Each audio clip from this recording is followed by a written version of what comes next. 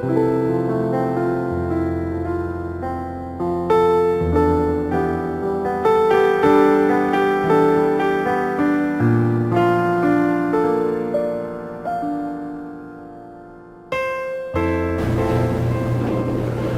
noite.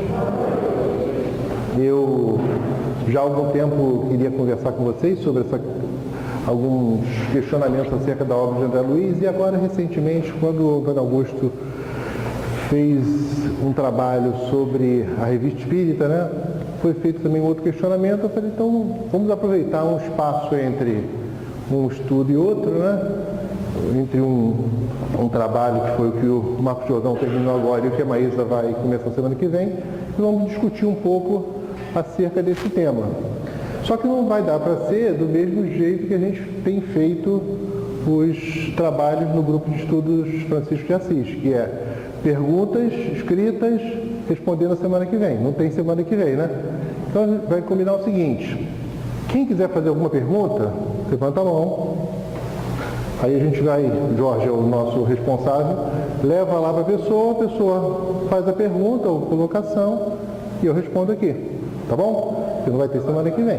Se alguém quiser conversar depois também, a gente está aqui e a gente conversa depois.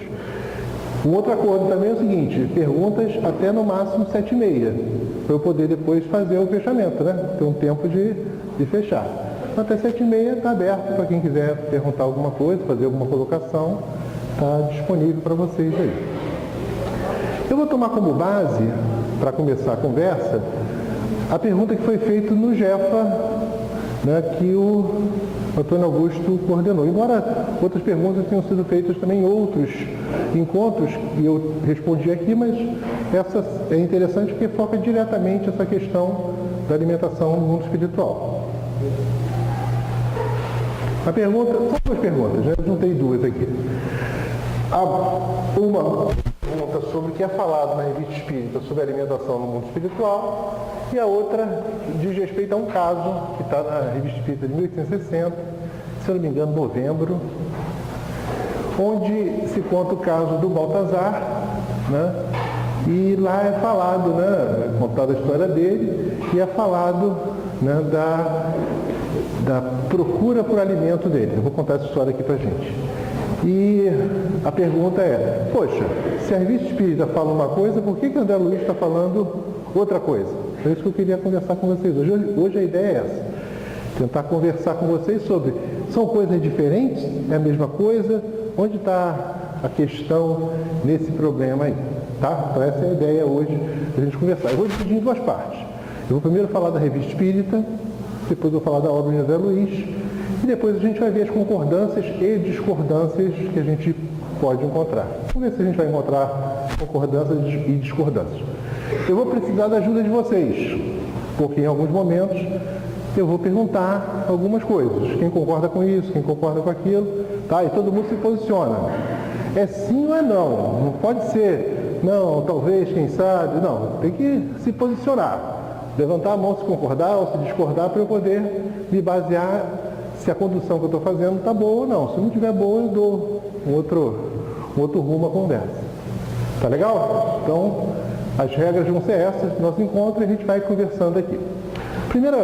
Primeiramente, sobre a Revista Espírita, vale ressaltar, eu conversei muito com o Antônio quando ele foi preparar, né, o GEFA referente à Revista Espírita, que ele enfatizasse uma coisa importante para todo mundo. A Revista Espírita é fantástica, então é um material excelente para estudo. Mas quando lerem, pensem sempre que ali é um conjunto de ensaios. Kardec jogava as teses para receber os argumentos favoráveis e contrários. Tem algumas coisas muito boas na Revista Espírita, tem coisas que ele foi descartando ao longo do tempo. Então, só também cuidado com relação a isso. Não é um tratado conclusivo, é um laboratório de ensaios. E boa parte do que está publicado ali nem é do grupo que Kardec presidia, era de outros grupos que ele recebia as mensagens. Então, só toma um pouco cuidado com isso.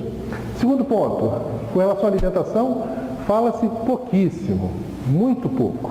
Talvez uns 3 ou 4 artigos que mencionem a questão. Eu vou mostrar eles aqui, inclusive, para vocês poderem entender. Vou começar pela história do Baltazar.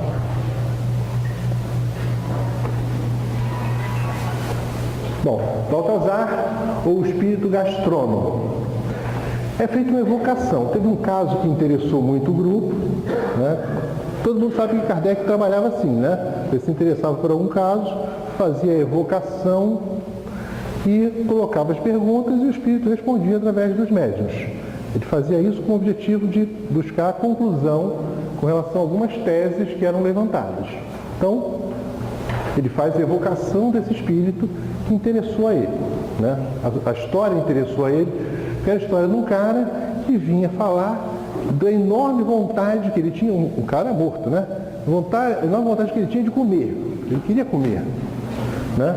E aí a evocação é feita e ele chega, o espírito chega através do médium e diz: meus amigos, eis-me diante de uma grande mesa, aqui ó, igual a essa, mas nua, ai de mim, né? Ou seja, ele chega diante da mesa e lamenta que em cima da mesa não tem comida, certo?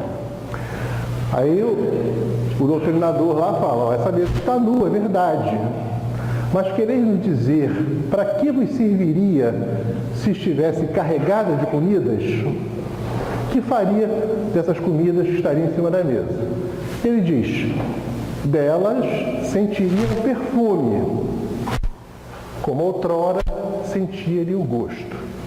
Então, vamos entender a história, né? O espírito está chegando diante de uma mesa e se tiver comida, o que ele vai buscar? Né? A visão dele é o perfume dali, né? As emanações dali. O que mais que eles conversam? Tendes um corpo fluídico, nós o sabemos, mas dizei-nos se nesse corpo há um estômago, né? Todo mundo sabe que é espírito, perispírito, corpo se está vivo. Morreu, não tem corpo, mas é espírito, perispírito, né? Então, lógico que no perispírito tem um estômago, né? Mas ele responde bacana, é um estômago fluídico, onde só os odores podem passar. Então está na linha aí o seguinte: poxa, comida, só consigo os eflúvios, porque meu estômago só consegue fluido, né? Odores. Quando vedes comidas apetitosas, sentis o desejo de comê-las, aí ele começa a se lamentar: comê-las? Ai de mim, eu não posso mais. Para mim essas comidas são as flores para vós. Vós as sentis, mas não a comeis.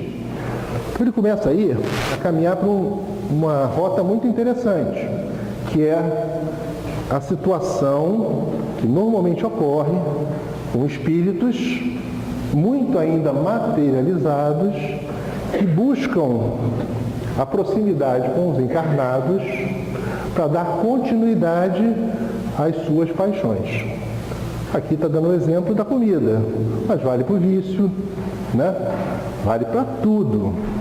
Se você sintonizar com algum espírito perturbado, ele vai utilizar você como instrumento para dar continuidade aos desejos dele, né? Então, muito provavelmente, o que o Baltazar fazia era se aproximar de alguém, né, que permitisse essa sintonia para poder buscar o prazer, né, que o outro está sentindo também, para conviver com aquele prazer por mais algum tempo. O que mais que eles conversam? Isso vos dar prazer em ver os outros comerem, é aquilo que eu estava falando, né? Ele fala muito quando ali estou, né? Porque o prazer dele passa a ser partilhado, né? Dividido com as outras pessoas. Sentir necessidade de comer e beber? Necessidade não, mas desejo sempre. Eu não vou detalhar o caso, né, porque ele é bem longo, é bem interessante. Quem quiser depois pega a revista espírita lá, acho que é novembro, outubro, novembro, de 1860, novembro, está escrito aqui, novembro de 1860, e lá ele continua explicando a história dele, né? Ele tinha desencarnado há 80 anos, ele foi, como ele chama, de uma família de glutões, comia muito, gostava muito de comer.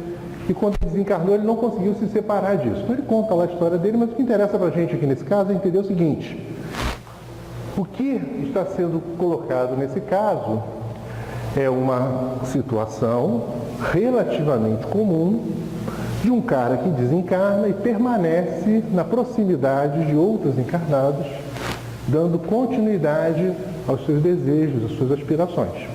A gente vê isso comumente aí, né? Bebida, cigarro, drogas, chocolate, tudo que você exagera na vida, pode ter certeza, tem chance de buscar parceiros.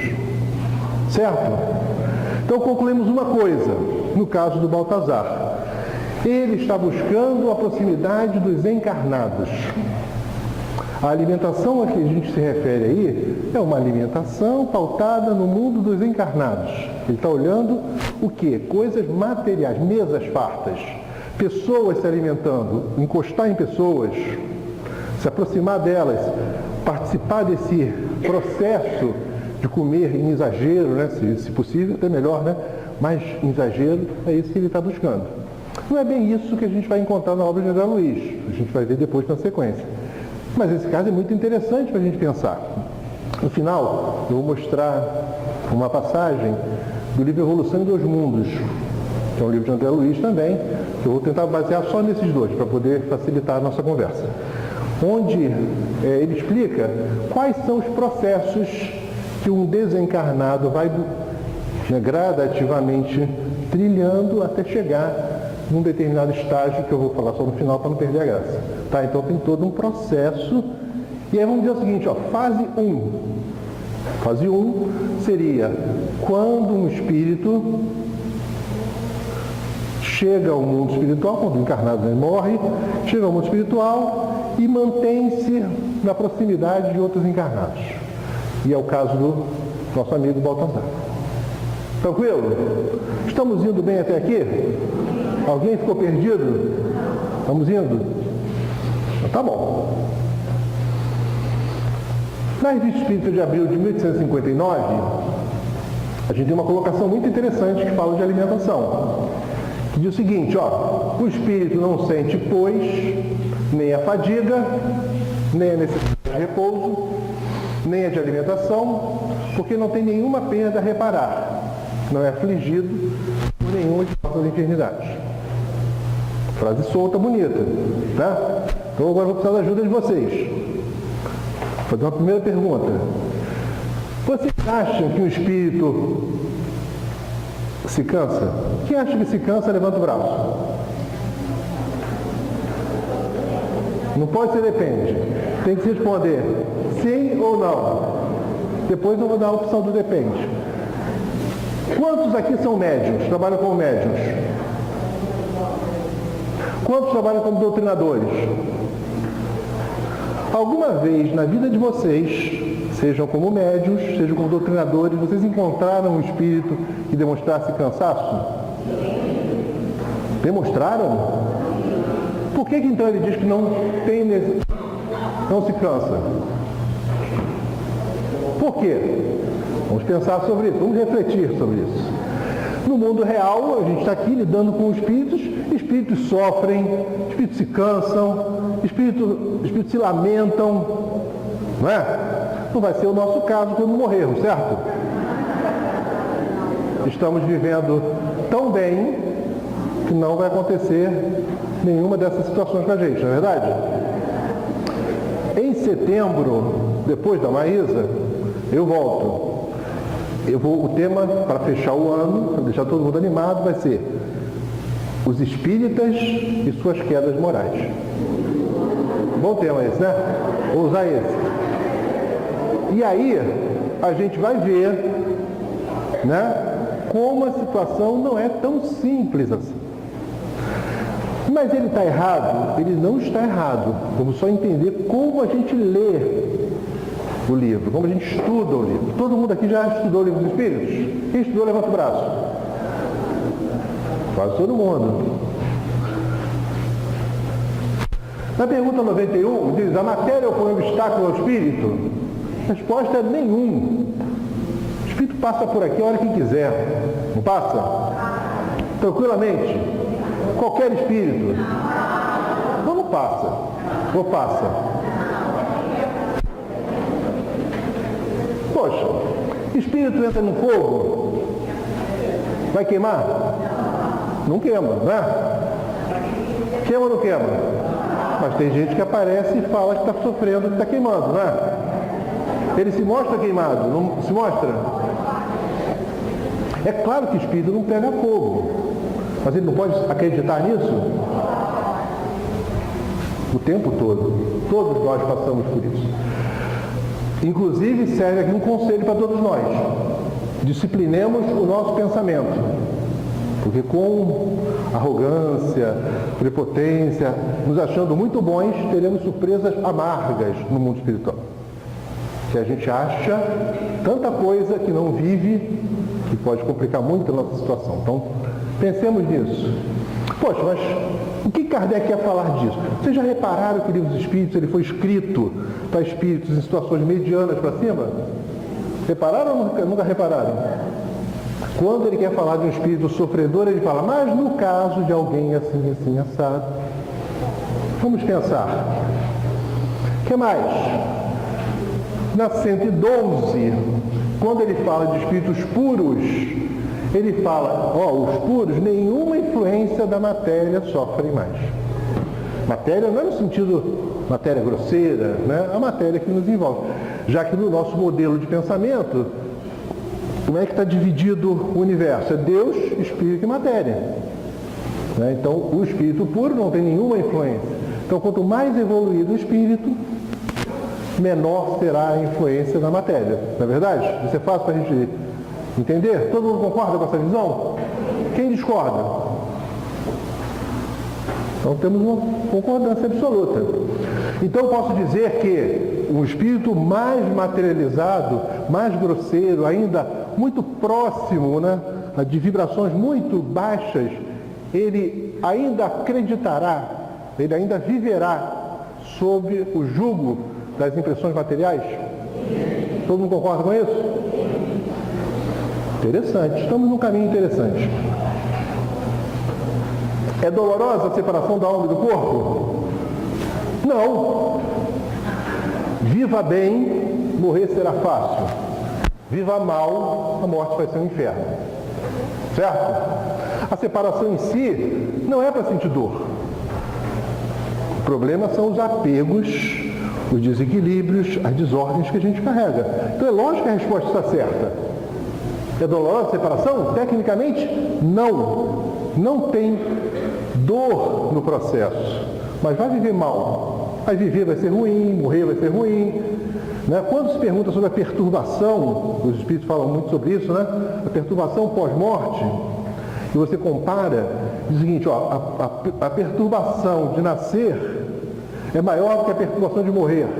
Vocês concordam com isso? Concordam? Todo mundo concorda? Quem concorda, levanta o braço. Muita gente não levantou o braço. Quem discorda? Tem muita gente que não concorda com nada aqui, nem discorda, nem concorda. Já estão com preguiça, já cansaram, já começamos agora. Se a gente fala tecnicamente, um espírito preparado, vou chamar de medianamente preparado, ele vai desencarnar e vai chegar ao mundo espiritual, passar por um período de perturbação e logo se equilibra. Não é?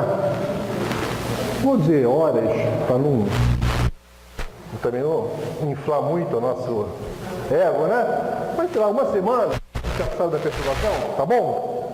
Tem gente que passa anos. Quem trabalha como médico, como doutrinador, certamente já viu casos de espíritos que estão há anos mortos e nem sabe que morreram.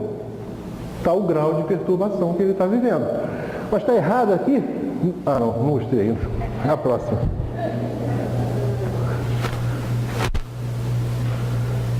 Eu me adiantei. Vou falar dessa aqui. Acho que eu tirei já. Vou voltar lá. Então é razoável a gente acreditar que o espírito chega ao mundo espiritual e sai da perturbação muito mais rápido do que o processo de regressão até ele nascer de novo? É razoável, bem razoável.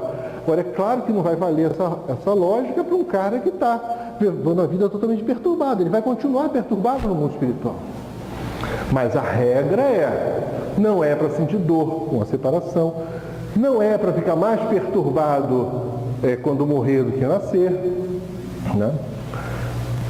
Mas Kardec coloca notinha embaixo do seguinte, ó, é com efeito racional conceber-se que quanto mais o espírito se haja identificado com a matéria, tanto mais penoso lhe seja separar-se dela. Então é lógico que a pergunta está correta, a resposta está correta, mas a nota mostra o seguinte, opa, é verdade absolutamente isso? Sempre vai acontecer isso? Não.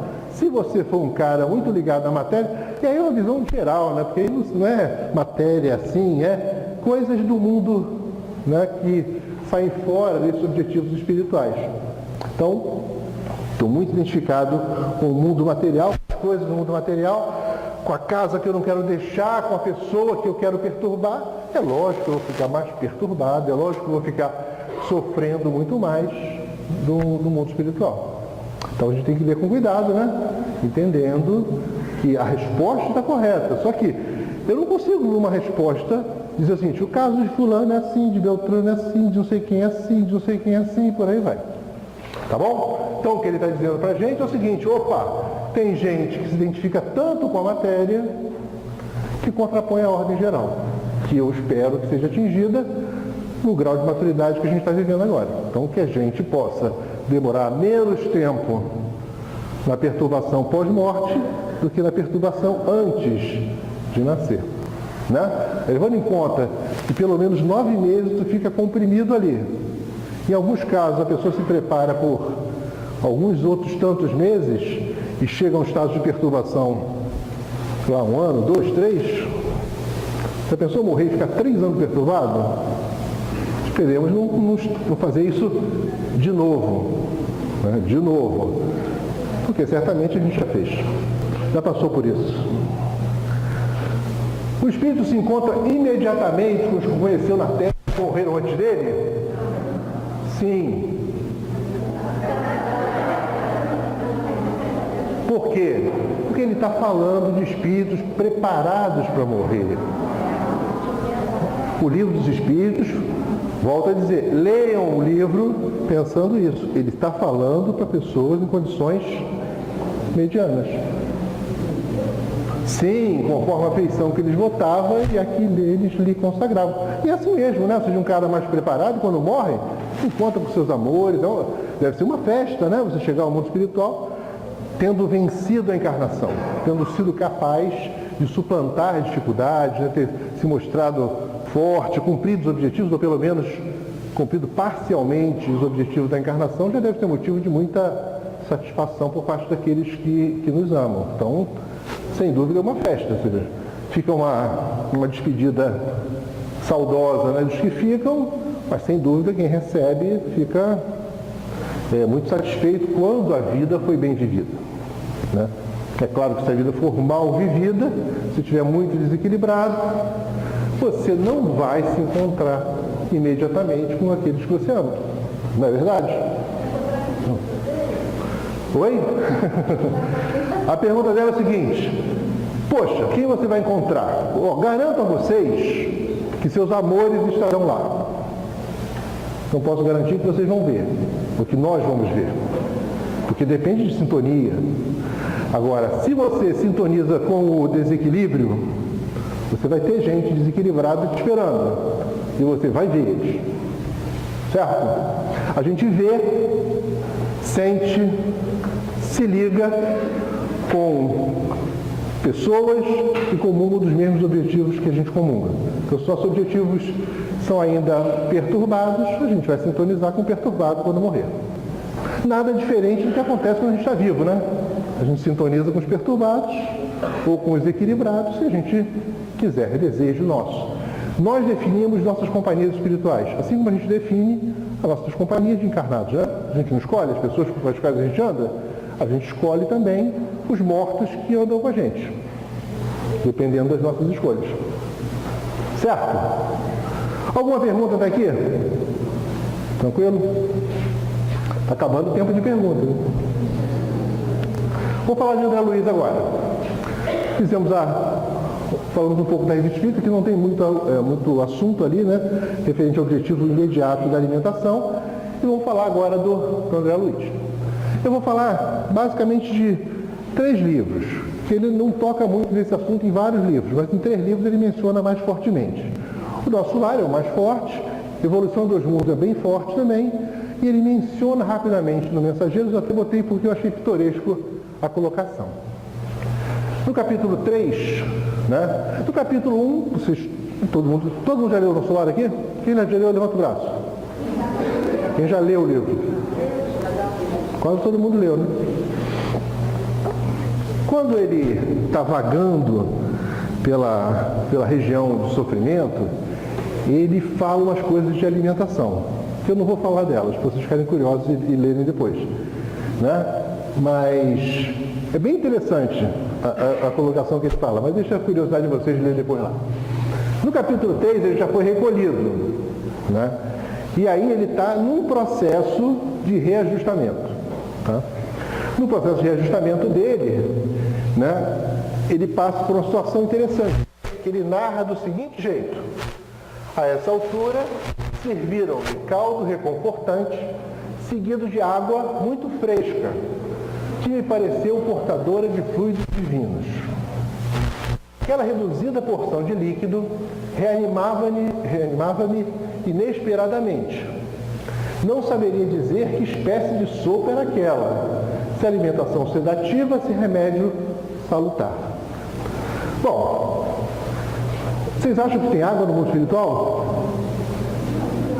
Tem ou não tem? Claro que não pode ter água, no sentido material. Porque a água, todo mundo sabe que é H2O, dois átomos de hidrogênio e um de oxigênio. Eles se ligam com um determinado ângulo. A água é líquida na Terra porque a água tem essas moléculas de hidrogênio e oxigênio e você tem um efeito, né, de eletronegatividade nela e gera o que se chama pontes de hidrogênio. Por isso ela é líquida na Terra. Não é líquida em outros lugares. Aqui na Terra ela é líquida por quê? Nas condições de pressão e temperatura. A fraca atração das pontes de hidrogênio permite que a água seja líquida e permite a vida orgânica na Terra. É lógico que lá não é água, é um fluido qualquer, que ele não tem palavra para dizer. Vocês quando morrerem, nós quando morrermos, a gente não vai saber explicar também. Então ele fala, ó, tem um negócio, né? Kardec usa muito o termo fluido, né? Se pegar as obras de Kardec, o tempo todo ele usa fluido, a palavra que ele usa. Então isso não é água, mas deram um treco para ele, que parece água. Deram um caldo para ele, que parece uma sopa, né? Para ele se sentir recuperado. Ele não sabe dizer se isso é uma alimentação, se isso é remédio, mas ele sentiu o seguinte: me senti melhor. Quem é médium aqui, já em reuniões mediúnicas, já teve a oportunidade de se ligar a espíritos que estavam sofrendo um bocado. Já teve a oportunidade de experimentar situações onde os mentores do trabalho atenderam esses espíritos. Nunca viram eles atendendo? Eles atendem de vários meios, né? Ministrando passes, dando medicamentos. É isso? Que medicamento é aquele que eles dão? É água? É uma água dessas qualquer. Bom, o que mais? No capítulo 9, ele diz o seguinte, ó. Disseram-me, a pedido da governadoria, vieram 200 instrutores de uma esfera muito elevada. Ele conta uma história interessante que eu não vou discutir aqui, né? Mas ele diz o seguinte, num determinado momento, surgiu uma orientação de um grupo grande vir até eles, lá na cidade Nosso Lar, e explicar para eles uma coisa interessante. Esses 200 instrutores vieram para espalhar novos conhecimentos relativos à ciência da respiração e da absorção dos princípios vitais da atmosfera. Mudar o jeito do que se comia da alimentação. Como é que a gente vai fazer? Vocês vão ficar absorvendo energia pela respiração. Não é fazer fotossíntese, não. Receber a energia. E aí é o seguinte, na narrativa da história, que eu só estou tirando uns pedaços porque eu quero chegar só na frente para fazer umas conclusões com vocês. Ele fala, por mais de 10 vezes o Ministério do Auxílio esteve superlotado de enfermos, onde se confessavam vítimas do novo sistema de alimentação deficiente. O pessoal começou a passar mal, porque esse negócio de respirar não dá, né? Só respirar não dá. Se você pegar um desencarnado nas regiões de sofrimento e largar ele na região de sofrimento sem comida, ele morre?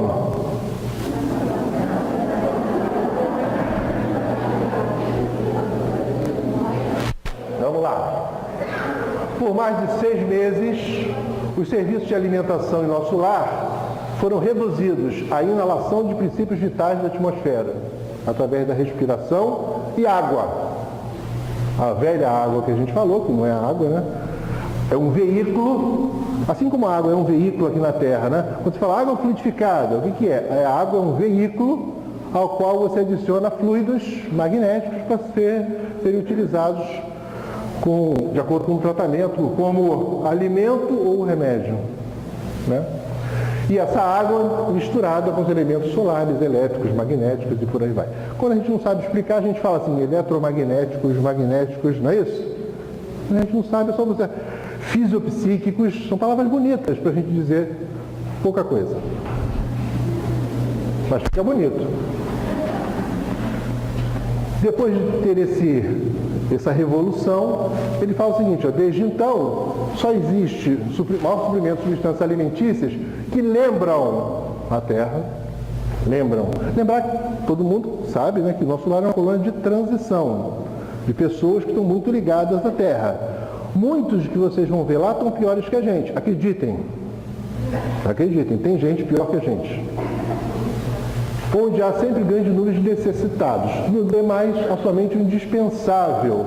E todo serviço de alimentação obedece à inexcedível sobriedade.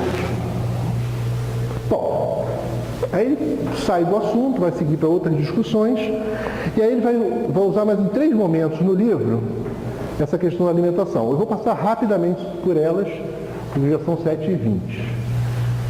Então não tem tempo de falar a parte legal. Terminada a oração, chamou-nos à mesa a dona de casa, servindo, volta lá a situação, ó, caldo reconfortante e frutas perfumadas, que mais pareciam concentrados de fluidos deliciosos. Concentrados de fluidos. Tá legal? Todo mundo guardou esse negócio? Concentrados de fluidos? Bom, e aí ele entra no tema alimentação, porque isso começa a incomodar ele. Ele pensa, poxa, eu estou morto e estou comendo. Pode ser um concentrado fluídico, mas eu estou comendo. Por quê? E aí a moça lá explica para ele, ó. Ela e o filho, né, explicam para ele. Todo o sistema de alimentação, nas variadas esferas da vida, tem um amor à base profunda. Guardemos isso. O alimento físico, mesmo aqui propriamente considerado, é simples problema de materialidade transitória. Assim como vai ter gente que morre e não consegue sair do estado de perturbação, assim como tem gente que depois de alguns anos sai da perturbação e reinicia um processo de adaptação, assim como tem gente que morre e logo chega a um estado mais ou menos razoável, assim como tem milhões de casos diferentes, você vai encontrar centenas e centenas de pessoas que mantêm uma ligação muito forte com a encarnação, até porque elas vão reencarnar em seguida, né? Elas morrem, vão e vêm. E ele completa dizendo o seguinte, a alma em si apenas se nutre de amor. Tá?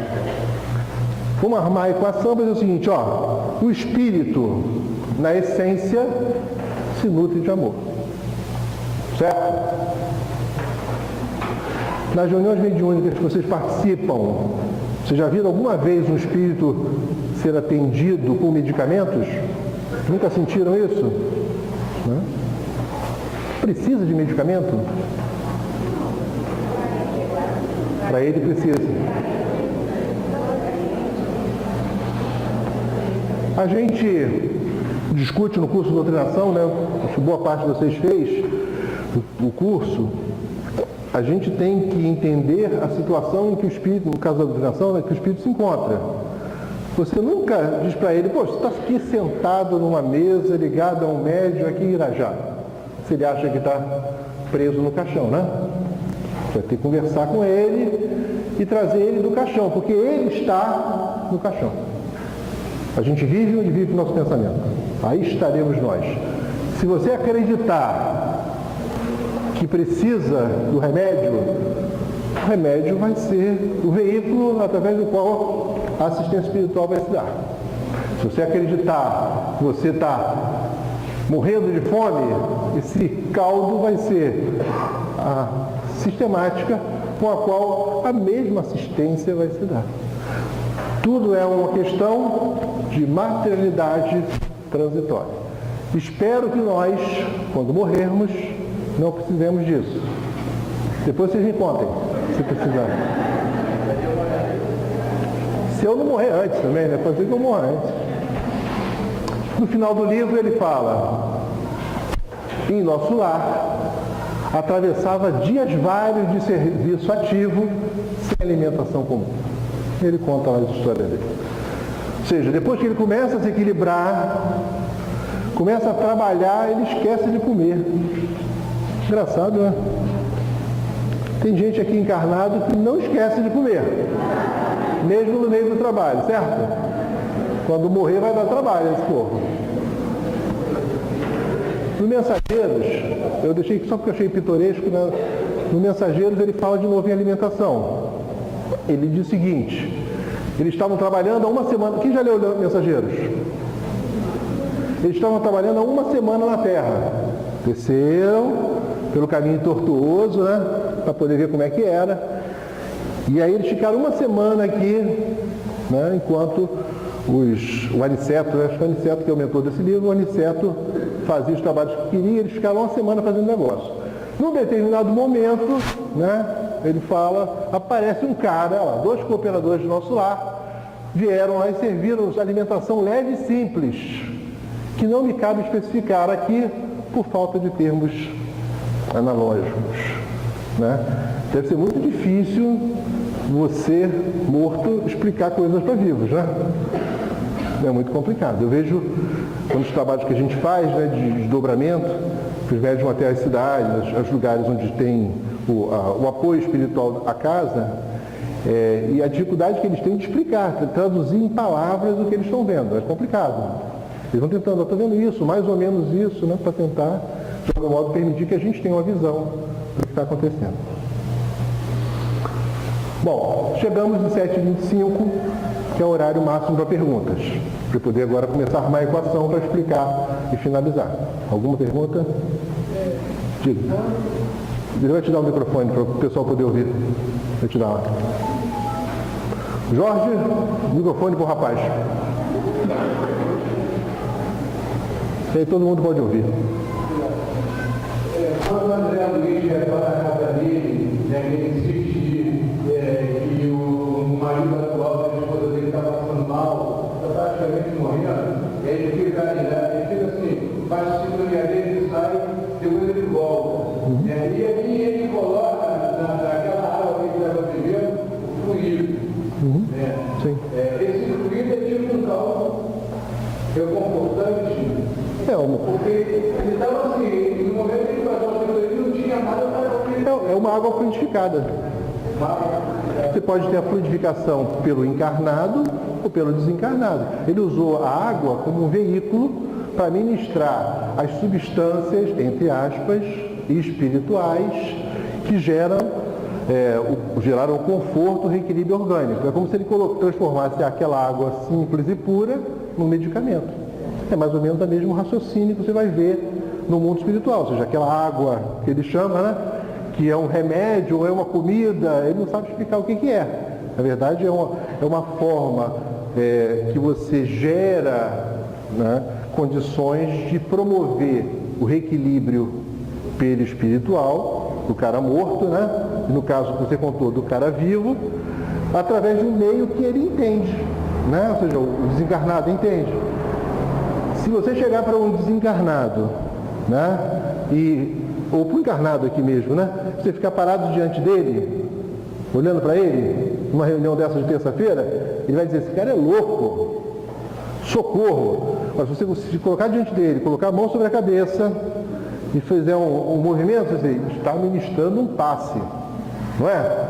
Você não pode fornecer energia sem nem se movimentar? O movimento é só um processo psicológico que você, que está doando o passe, se organiza para se concentrar e doar, e a pessoa que está recebendo se coloca receptiva. Você viu quando a gente... Então vamos iniciar o passe, o barulho no salão, as pessoas se arrumando, porque elas estão dizendo o seguinte, estou preparado, pode doar energia. É isso que a gente está fazendo aqui também. Né? Mais alguma coisa? Temos mais uma pergunta lá atrás. Aqui.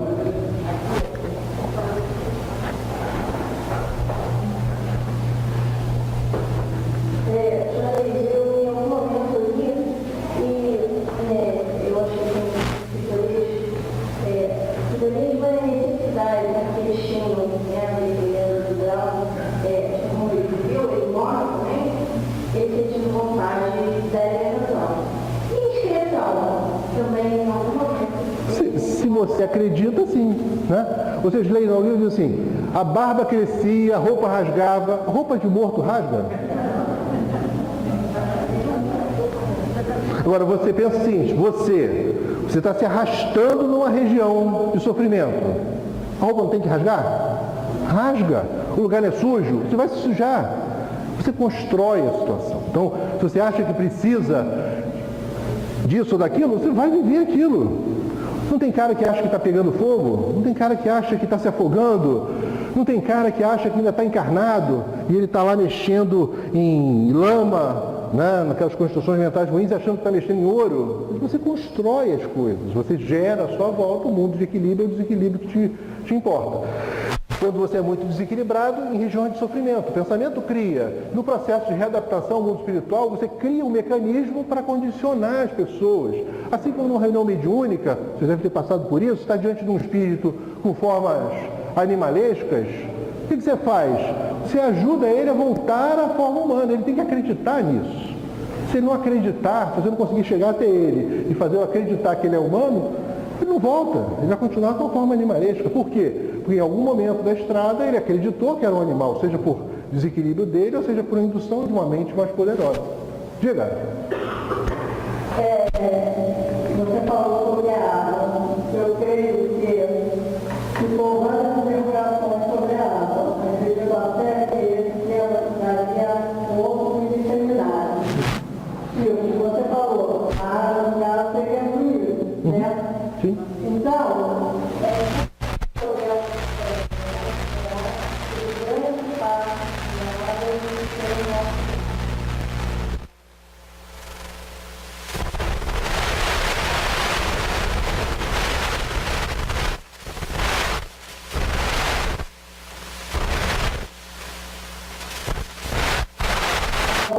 porque para eles, com aquele corpo espiritual, aquela água fluida é água.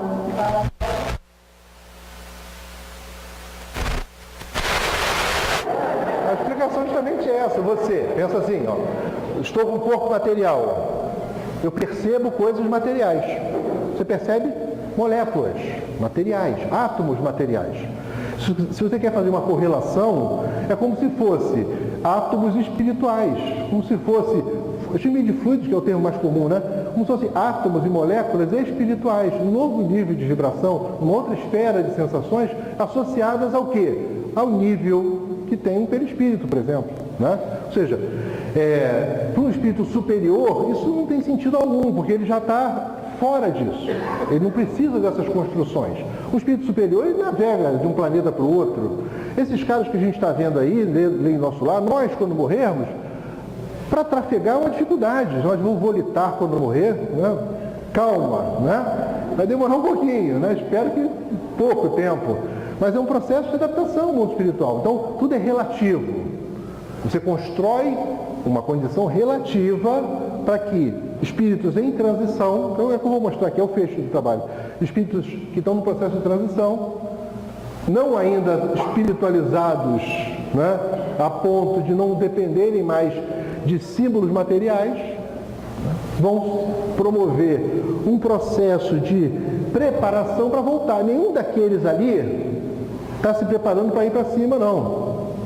Todos estão se preparando para voltar para a Terra. Ali é só uma adaptação para o retorno. É um processo de adaptação para a reencarnação. Tem vários jeitos de reencarnar. Pessoal, não, só com o microfone. Mais uma pergunta, depois a sua e a gente acaba. Para eu poder falar, que 7h30, fala. Boa noite. Só para lembrar, os âmbitos espirituais assim para a gente, e a matéria, ela vai de imponderável até moderado. Então, na hora que a gente faz a discussão a respeito de fluidos, ele está dentro dessa classificação aí. Ele vai de uma matéria, a gente pode ter o contato dele, até a forma que ele a informação que recebeu. Então, isso daí é muito legal, essa visão toda, mas eu acho que ainda é muito mais profundo do que a gente está discutindo aqui. Tá? Eu acho que ainda tem uma discussão muito mais profunda em cima disso. Tá? É o ato que começa por aí. Se tem uma coisa que eu não tenho dúvida na Terra, é que nós não somos profundos. E que a gente não sabe nem o básico. A gente está tateando no básico. Então, não se preocupe com o profundo. Vamos aprender o básico, porque a gente não sabe o básico ainda. Se a gente já soubesse o básico, vivesse o básico, a gente não estava aqui. Tá? Ou estaríamos aqui num mundo bem melhor. Mas o caminho é esse, ou seja, a gente vai sair de uma esfera de vibrações, vamos chamar assim, nível vibratório, frequência vibratória 2, a frequência vibratória 10, depois tem 20, 30, 50, tem milhões de frequências vibratórias, milhões de realidades se interpenetram aqui. E a gente está vendo uma. Tá? Tem gente que vê 2, tem gente que vê 3, tem gente que vê umas 50, Francisco de Assis já viu umas 100 aí, né? Última pergunta, Orlando, passa. Eu aí, no caso, a gente entenderia o momento que eles estão assistindo a apresentação musical em volta daquele lado. Quem? Entendi. Aquele momento que a gente vê no filme. Ah, que eles estão vendo música? Eles estão assistindo um concerto em volta do lado. O que representa aquele lado de água. Então, essa água, esse lago, as construções, tudo isso está voltado para quê? Para construir uma situação à volta deles que permita uma adaptação para o processo que eles vão ter que recomeçar. Né? Eu fico imaginando, espero que não aconteça com a gente morrer e chegar num lugar vazio, sem nada. Você olha para um lado não tem nada, olha para o outro não tem nada, olha para cima não tem nada, olha para baixo não tem nada. Você enlouquecerá. Aposto que você não dura uma semana. Referências são fundamentais. Isso são referências. Você constrói referências de paz para harmonizar aqueles que você quer harmonizar. Assim como nas sombras, os caras constroem referências de desequilíbrio. Se vocês morrerem, espero que não aconteça, se vocês morrerem e forem levados para regiões de sofrimento, vocês vão ver castelos medievais, vocês vão ver instrumentos de tortura, vocês vão ver calabouços. Ver uma coisa, estar lá dentro é outra. Né? Por que se faz isso? Porque a gente constrói o mundo que a gente quer impressionar as pessoas. Se eu quero impressionar positivamente, eu faço um lugar bonito. Se eu quero assustar o cara, o que eu faço? Regiões tenebrosas, jacaré, não sei o quê, cobra, e desequilibra o cara.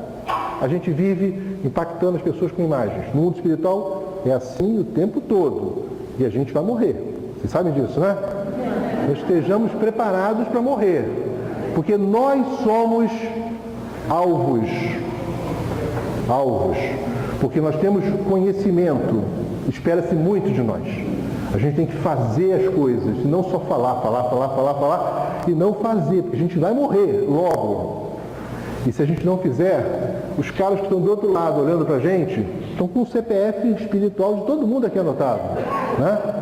E eles vão buscar cada um, se você estiver na sintonia deles. Então não podemos fazer isso. Por isso que eu vou fechar o ano, né, nos grupos de estudo nossos, falando dessa questão dos espíritas falidos, que tem me incomodado muito, porque a gente tem encontrado no mundo espiritual alguns nossos aqui caídos, e não pode, a gente não pode cair nisso. Finalizando nossa conversa, Vamos pegar o livro Evolução dos Mundos. E tem um capítulo lá, que é o 21, que tem como título Como se verifica a alimentação dos espíritos desencarnados. Convido vocês a lerem o capítulo todo. Eu só separei um pedacinho para ilustrar a nossa conversa. E ele diz lá, abandonado o envoltório físico na desencarnação, se o psicossoma está profundamente arraigado às sensações terrestres, o que ele tenta fazer? Simbiose psíquica que o leva a conviver no halo vital dos encarnados. Então, uma primeira reação, possível reação, do cara que morre é se aproximar dos encarnados para continuar se alimentando dessa energia vital, dessa vitalidade. Então tem muita gente que gruda no encarnado. Vocês certamente já viram pessoas que chegam aqui numa casa espírita arrastadas, aí passam no tratamento espiritual, ficam boas, mas que mágica, tem uma mágica qualquer? Não, simplesmente desligou um cara destruído do encarnado que aceitou. Aí ajuda esse distraído, e o encarnado, que estava até vergado, levanta. Simplesmente rompeu a simbiose psíquica. Qual é o passo seguinte? Quando é possível, né? Às vezes o cara reencarna direto, tá? Tem casos de pessoas que vão vagar, e os caras vão pegar e reencarnar esse cara direto. Porque não tem, vou chamar assim, não tem estrutura para atender todo mundo. Tem uma conversa bacana para a gente ter no futuro. Como é que é essa estrutura montada no mundo espiritual? Quando é possível, eles são conduzidos aos centros de reeducação do plano espiritual. Uma colônia espiritual é um centro de reeducação, onde encontram a alimentação semelhante à Terra, porém fluídica, até que se adaptem aos sistemas de sustentação da esfera superior. Então, uma colônia de transição é uma colônia de adaptação, onde eu reeduco o cara até que ele se prepare para isso. Até porque, como eu falei para vocês, se você pegar um cara morto, botar ele num canto ali, deixar ele num canto décadas, ele não morre. Ele está morto. Não é verdade? Da onde vem essa energia que sustenta? Qualquer coisa no universo precisa de energia. Tá? Esse cara vai receber energia. Agora, se você fizer um processo de reeducação desse cara, você tem que começar do zero e preparar ele para ele chegar lá em cima, nesse estado de sustentação com forças superiores. E aí ele conclui o parágrafo, depois ele continua explicando mais coisas, mas ele conclui o parágrafo, eu parei por aí, que diz o seguinte: o corpo espiritual, através de sua extrema porosidade, nutre-se de produtos sutilizados ou sínteses quimioeletromagnéticas auridas no reservatório da natureza e no intercâmbio de raios vitalizantes e reconstituintes, do amor com que os seres se sustentam entre si. Tá? Então a gente volta lá na Revista Espírita e compara com essa frase final do André Luiz e diz o seguinte: olha, a meta para você, espírito, é nutrir-se de amor. É você conseguir chegar num estado tal que a reciprocidade desse processo, que é o grande processo de transformação, o grande ideal de nossas encarnações, de nossas vidas, é sermos capazes de amar. Então, essa é a grande energia que circula no universo. Como diz João, no seu Evangelho, né, ele fala que Deus é amor. Lembra que tinha um Deus é amor aqui? Caiu. Conclusões. Primeira conclusão, Baltazar ajudou a gente. Espíritos não podem consumir alimentos materiais. Materiais assim, igual ao nosso, né? Matéria grosseira. Isso vale para nós, vale para tantos espíritos que se encontram ainda no mundo espiritual, que acham que precisam de comida comum, né? Se algum deles estiver ouvindo aqui, atente-se para o fato que não adianta, né? A grande questão nesses casos é o cara caminhar para uma simbiose psíquica, né? Ou seja, ele caminha, no final das contas, por sugar a energia vital do encarnado, ou seja, ele busca sintonizar com o encarnado para sentir a satisfação que o encarnado está sentindo, né? Vocês já viram certamente em tantos livros, em tantos estudos, ou seja, o cara está fumando e o outro está grudado neles, absorvendo as mesmas sensações. Não é nem a fumaça física, não é aquela fumaça material que ele também não vai conseguir pegar. mas ele pega aquela sensação que você está sentindo. Ele fica ali, né? Mais uma, foi para você, agora um para mim, né? Então fica ali, ou a bebida e tantos vícios que tem aí, chocolate, né? O cara com um monte de chocolate assim na sequência. O passo seguinte desse processo de adaptação, segundo eles colocam lá para a gente, André Luiz coloca, você vai buscar uma alimentação semelhante à terra, porém fluídica. Se vocês lerem o livro Nosso Lar com Cuidado, vocês vão ver que mesmo ali eles foram mudando a natureza da alimentação para coisas cada vez mais sutis, né? Fluídicas, como ele fala. E no final, né, a nossa alimentação como espíritos já vencendo esse elevado grau de sensatez que ainda nos move, será através de raios vitalizantes e reconstituintes do amor. Então, quando a gente lida com espíritos superiores, você vai se alimentar daquelas vibrações. Talvez explique porque quando perto de Jesus, as pessoas ficavam saciadas com meia dúzia de peixes e pães, né? Ou seja, a multiplicação dos pães e peixes talvez não seja um fenômeno material, seja simplesmente um efeito de você ficar completamente enlevado, saciado por estar na presença de alguém de inquestionável envergadura espiritual, alguém cuja passagem pelas nossas vidas seria capaz de nos alimentar por muito tempo. Então, o segredo de todo esse processo, diria para vocês, né, de entendimento acerca dessas questões, é a relatividade do nosso grau espiritual. Quanto mais materializado nós formos, mais a gente vai acreditar que precisa de coisas materiais. No processo de transição, a gente vai tentar fazer um ajuste e tentar criar uma condição tal que sirva para que essa pessoa que está se adaptando seja amparada e recomece. Quando o André Luiz vai é levado numa maca, né, e fica no hospital, né, quando tantos espíritos, né, através de tantos livros falam isso, o que eles estão falando? É num processo de adaptação. Se você ler lá o Memórias do Suicida, os suicidas são recolhidos em carruagens, né? Porque o cara lá em 1905, 1902, se você chega com um veículo bacana pra caramba, tração, não sei o quê, o cara olha assim, o que é isso? Né? Ele viu uma carruagem, vieram me salvar. A carruagem é a salvação. Você cria elementos para permitir que as pessoas retornem, as pessoas se equilibrem, se harmonizem para recomeçar a sua caminhada. Finalizando então, né, o grande segredo para nós será atingir um grau de maturidade, um grau de evolução, que com o nosso desencarne, isso nem seja necessário para a gente. Que a gente passe essas etapas, passe por um período de perturbação, que eu acho que nenhum de nós vai escapar, né? Passe por um período de perturbação, não muito longo, e nos reintegremos ao trabalho no mundo espiritual o mais rápido possível.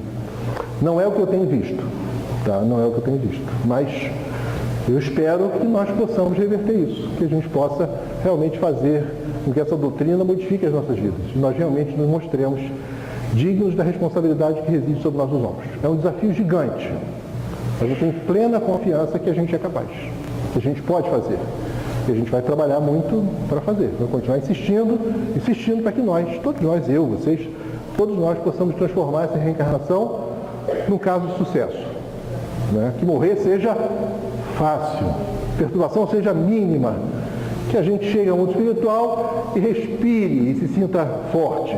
Não precise chegar lá para o McDonald's pedir um Big Mac de novo, porque já é passado. Tá legal? Obrigado aí pela oportunidade, até a próxima vez.